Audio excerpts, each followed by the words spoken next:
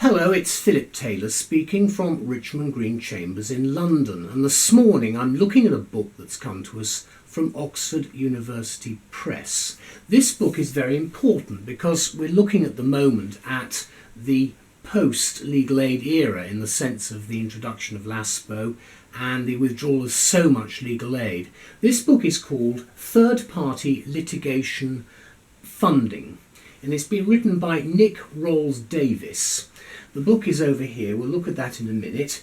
My wife Elizabeth and I have written a review of this book, and I think it's of great importance to many people across the board looking now and reviewing how they may deal with litigation in certain circumstances if in fact there's no money available in terms of government money for what we do. The book itself is very much in line with the OUP structure. There's the front, there's the spine, there's nothing on the back. The consultant editor is Jeremy Cousins, Queen's Counsel. The book runs to something like just under 300 pages. There's the index. Very much the house style of OUP. Quite a lot of detail there. There are 6 appendix in total, and they're extremely helpful. They go through a lot of information, practical information here. The first appendix, and just get to the front of that, deals specifically with a number of the litigation funding agreement, because we're moving into a very different era now of what we have. I'll talk about the appendix in a few minutes. The paragraph numbering at the side makes it very easy to find things, and there are some footnotes which also assist. The book is quite light. It's actually a hardback. The front of it has, there's a nice front cover there, and then you've got a very useful foreword from Sir Rupert Jackson, who of course was responsible for the reforms. Then there is the preface, which is well worth reading, extremely useful book. World of litigation funding has developed considerably in the last few years while this book was being written. Exactly so. There are the contents. You can see how he set them out. And just run through those so you've got some idea of what's actually in this. There we go, and you can see at the bottom the list of appendices 1, 2 and 3 there, and then the rest of the appendices there. Then you've got a table of cases, and you've got the usual statutes, statutory instruments and international stuff. I found the abbreviations very helpful indeed. It's always useful to have them because you sometimes just get a little bit of a blind spot as to what is actually being referred to. Then you've got the chapters, and you've got a nice little index at the front of each chapter, which I've always found helpful, telling you what's in it and how to find things. And as I say, I think this is a really first-class book, and very much the sort of thing we've got to start thinking about as barristers, solicitors, advisors, with the end of legal aid in the old sense that we knew it, and the fact that we do have to look elsewhere for some methods of funding. We've given it a title for our book review, Ideal for Commercial Practitioners, a readable and timely examination of litigation funding. Notice we've used the word commercial practitioners because obviously this book is, I think, mainly aimed at that particular area. Anyway, we'll explore that in a bit more detail. We say this: with cutbacks in legal aid, access to justice has become all too limited for those of limited means, which is why the recent publication of this new title from Oxford University Press, OUP, is therefore all too timely. As Sir Rupert Jackson explains in the foreword, quote, "This book deals with one important aspect of the 2013 civil justice reforms, namely means of funding civil litigation. The book concentrates on the commercial world, as I've indicated, focusing mainly on the funding of single litigation matters in the courts of England and Wales by professional litigation funders, of which the author, Nick Rowles-Davies, is one.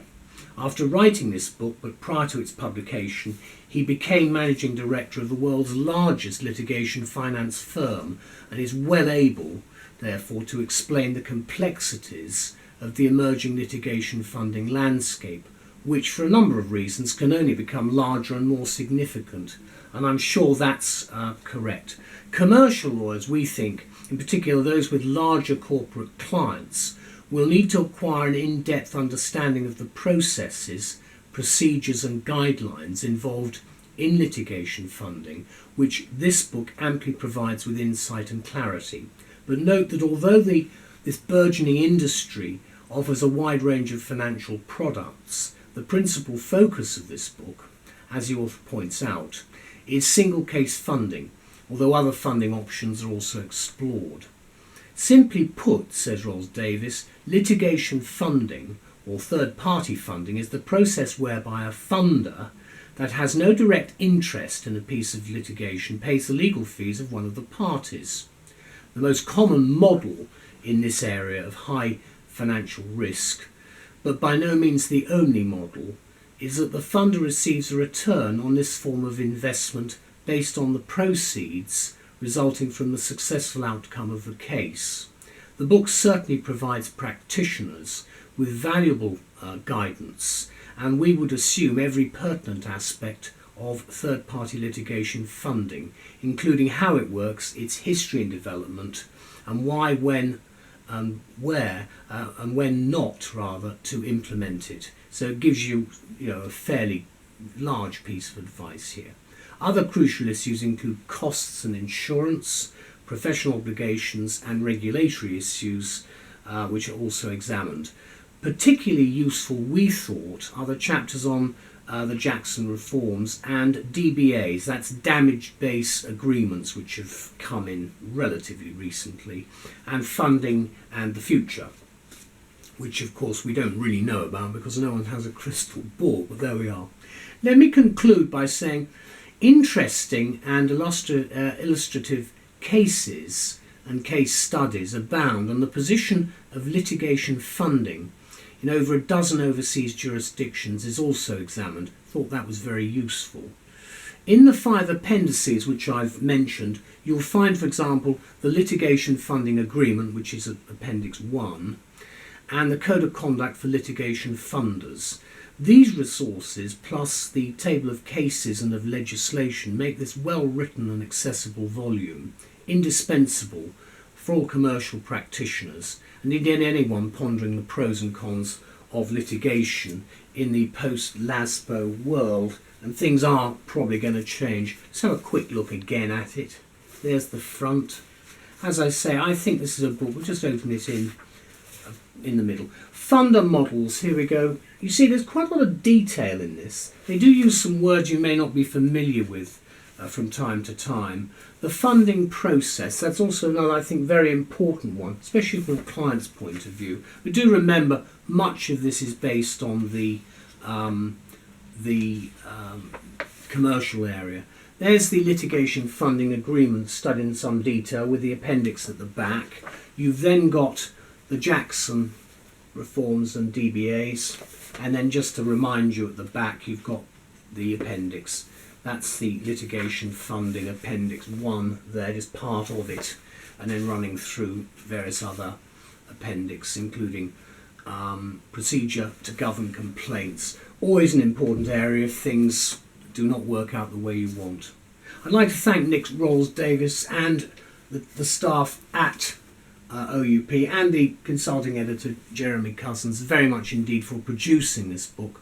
I think it's a very valuable additional contribution to the difficulties we're facing in the second quarter, effectively, of the second decade. In other words, 2015 to 2020, when we start having to look again at the way in which we deal with cases. Anyway, thank you to all concerned. It's an excellent book. Bye-bye.